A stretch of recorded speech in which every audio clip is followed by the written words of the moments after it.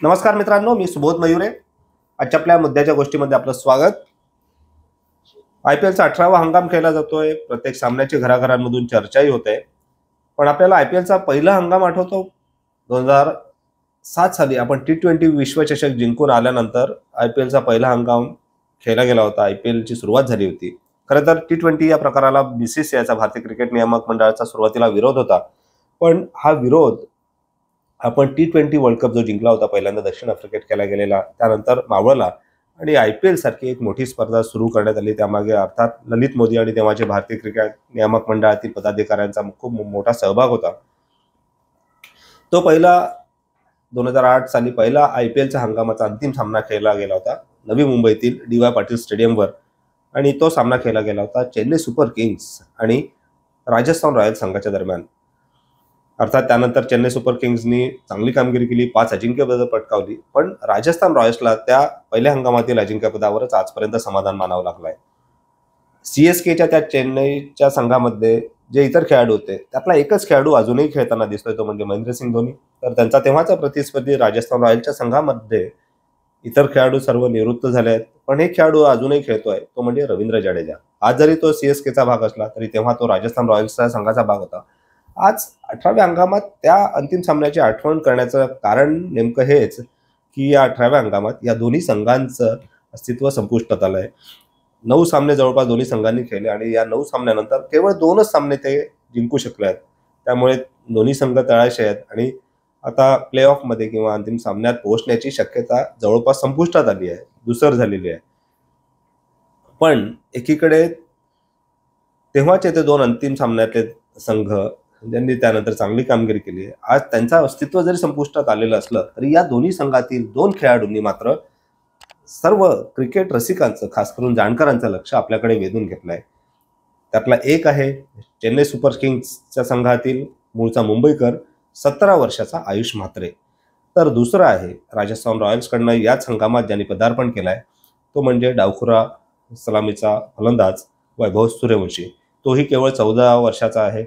तर या टीनेजर्स खेळाडूंनी फारसे सामने ते खेळलेले नाही आहेत IPLमध्ये, पण जे काही सामने केले आहेत त्यांनी दाखवून दिलंय की आम्ही काहीतरी वेगळे आहोत. कारण एखाद्या सामन्यात एक शतक झळकावणं आणि नंतर नामोनिशान संपून जाणं, असे खूप क्रिकेटपटू आपण बघितले असतील IPLमध्ये की सुरुवातीच्या सामन्यात त्यांनी खूप प्रभावी कामगिरी केली आहे आणि अपेक्षा वाढवल्या आहेत, खूप चांगली त्यांचं नाव चर्चेला गेलं आहे. पण नंतर मात्र ते फारसे IPLमध्ये खेळलेले दिसले नाहीत किंवा खेळताना दिसत नाही आहेत. पण या 2 खेळाडूंबद्दल फारसे तसं म्हटलं जात नाही आहे, किंबहुना म्हटलंच जात नाही. उलट या 2 खेळाडूंकडे भविष्याचे स्टार्स, भविष्याचे खेळाडू म्हणून बघितलं जात आहे. यांच्याबरोबर अजूनही काही खेळाडू आहेत की ज्यांनी यंदाच्या IPLमध्ये पदार्पण केलं आहे. मुंबई इंडियन्सचा डावखुरा वेगवान गोलंदाज अश्विनी कुमार असेल, त्याने आपल्या पदार्पणाच्या सामन्यात 4 बळी घेऊन चांगली कामगिरी केली होती. मुंबई इंडियन्सचा फिरकीपटू पुथूर असेल किंवा LSGचा फिरकीपटू राठी असेल, असे अनेक क्रिकेटपटू आहेत की ज्यांनी या हंगामात पदार्पण केलं आणि पदार्पणातच खूप चांगली कामगिरी केली आहे.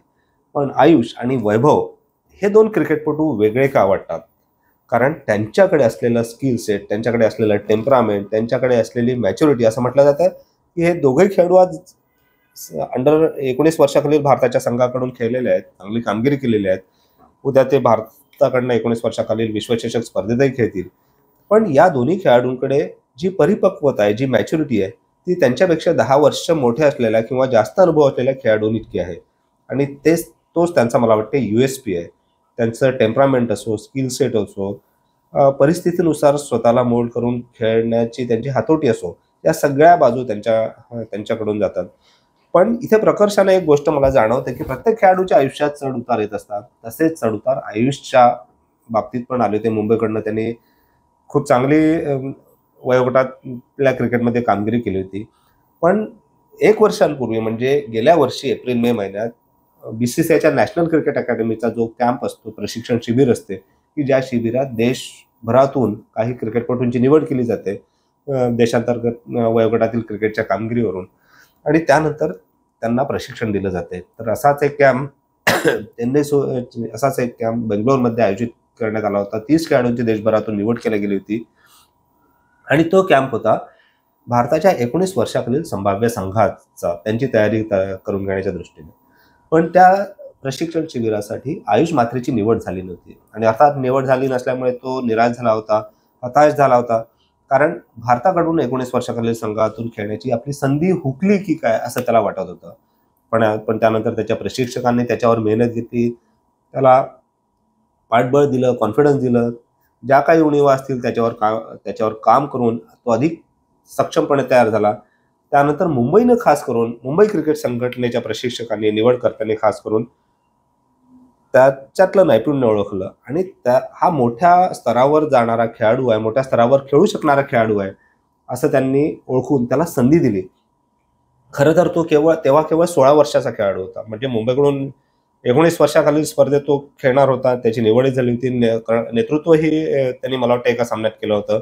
पण मुंबई रणजी संघाचे म्हणजे वरिष्ठ संघाचे जे निवड समितीचे अध्यक्ष आहेत, मुंबईचे माजी डावखुरे फिरकीपटू संजय पाटील यांच्या निवड समितीने निर्णय घेतला की आयुष म्हात्रेला आपण सिनियर क्रिकेटमध्ये चाचपडलं पाहिजे की तो त्यासाठी तयार आहे का. आणि त्यानंतर त्यांनी त्याला मुंबई रणजी संघाचा जे प्रशिक्षण शिबिर सुरू होतं अल्लूरला, त्यासाठी त्याला पाठवलं.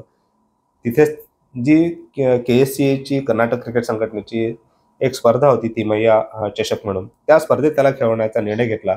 ज्याच्यात देशभरातले रणजीपटू खेळताना दिसतात. त्या सामन्यात त्यांनी अर्धशतकी खेळी केली आणि तेव्हाच लक्षात आलं की हा खेळाडू, हा फलंदाज वरच्या क्रिकेटसाठी तयार झाला आहे. त्यानंतर आयुष म्हात्रेंनी इराणी कप स्पर्धेत पदार्पण केलं.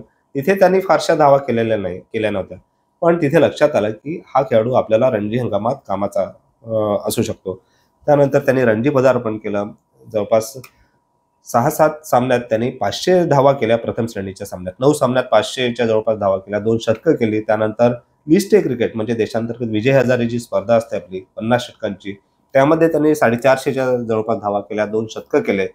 आणि या कामगिरीच्या जोरावर त्याला मुंबई इंडियन्सनं आपल्या ज्या निवड चाचण्या असतात त्यासाठी त्याला पाचारण केलं होतं. चेन्नई सुपर किंग्सनं बोलवलं होतं आणि जेव्हा चेन्नई सुपर किंग्सचा सलामीचा फलंदाज ऋतुराज गायकवाड जायबंदी झाला कोपराच्या दुखापतीमुळे, तेव्हा त्यांनी निर्णय घेतला की आयुष म्हात्रेला आपण संधी द्यावी.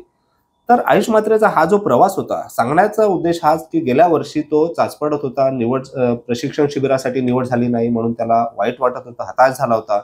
पण त्यावर त्यांनी मात केली, त्यांनी बाउन्स बॅक केलं, स्वतःचा गमावलेला आत्मविश्वास परत मिळवला, आपल्या उणिवांवर त्यांनी काम केलं, कठोर सराव केला. आणि गेल्या या आपण 8-9 महिन्यांचा जर प्रवास बघितला की त्याचं NCच्या कॅम्पमध्ये निवड न होणं, त्यानंतर इराणी कपमध्ये पदार्पण करणं, रणजी चषक स्पर्धेत पदार्पण करणं, 2 शतकं करणं, 500च्या जवळपास धावा करणं, त्यानंतर एक विजय हजारे चषक स्पर्धेत 450च्या जवळपास धावा करणं, 19 वर्षाखालील आशियाई स्पर्धेत भारताकडून चांगली कामगिरी करणं आणि आज IPL मध्ये पदार्पण करणं. ही स्वप्नवत जरी गोष्ट वाटत असली तरी यामागे त्याचे कठोर परिश्रम खूप महत्त्वाचे ठरलेले आहेत. आणि जेव्हा त्याने IPL मध्ये पदार्पण केलं, मुंबई इंडियन्स विरुद्धच्या सामन्यात घरच्या मैदानावर म्हणजेच वानखेडे स्टेडियमवर त्यांनी अवघे 15 चेंडू खेळले असतील, पण त्या 15 चेंडूमध्ये त्यांनी 2 षटकार लगावलेत आणि 2 चौकार लगावून 30 धावा केल्यात. ही एका 17 वर्षाच्या मुलासाठी कामगिरी नक्कीच मोठी होती, कारण पहिल्यांदाच स्टेडियममध्ये इतक्या मोठ्या लोकांसमोर तो खेळताना दिसत होता. IPLचा दबाव वेगळा होता, पण त्यांनी चांगली कामगिरी केली आणि ती कामगिरी फ्लूक नव्हती हे त्यांनी त्याच्या दुसऱ्या सामन्यात दाखवून दिली, जेव्हा त्यांनी मोहम्मद शमी आणि पॅट कमिन्सचा सामना केला. जगातले हे अव्वल गोलंदाज, मातब्बर गोलंदाज, पण मोहम्मद शमी सारख्या गोलंदाजाला त्याच्या डोक्यावरून जेव्हा एखादा फलंदाज स्ट्रेट ड्राईव्ह मारतो तेव्हा त्याचं स्किल सेट, त्याचं बॅटिंगचं टेम्परामेंट, त्याचं शॉट सिलेक्शन हे नक्कीच जगावेगळं असतं आणि तेच त्यांनी दाखवून दिलं. वैभव सूर्यवंशीचंही तसंच आहे. त्यांनी राजस्थान रॉयल्ससाठी खूप चांगली कामगिरी केली आणि त्यामुळेच या दोन्ही खेळाडूंकडे लंबी रेस का घोडा म्हणून म्हटलं जातं. वीरेंद्र सेहवाग सारखा खेळाडू किंवा सुरेश रैना सारखा खेळाडू जेव्हा म्हणतात की वैभव सूर्यवंशीने किंवा एखाद दुसऱ्या सामन्यावर समाधान मानू नये किंवा आयुष म्हात्रेने एखाद दुसऱ्या यशावर समाधान मानू नये, तर यांच्याकडे जी क्षमता आहे ती 10 वर्ष 15 वर्ष IPL खेळण्याची आहे. मला वाटतं IPLच्या 18व्या हंगामातला जर काही मिळकत असेल भारतीय क्रिकेटची तर ही ते 2 युवा खेळाडू आहेत, जे भारतीय क्रिकेटचं भविष्य असू शकतात, भारतीय क्रिकेटचे स्टार असू शकतात. तर आजच्या आपल्या या मुद्द्याच्या गोष्टीमध्ये आज आपण इथेच थांबूया. अशा अनेक वेगवेगळ्या विषयांसह चर्चा करण्यासाठी आपण पुन्हा भेटूया येत्या रविवारी. तोपर्यंत नमस्कार.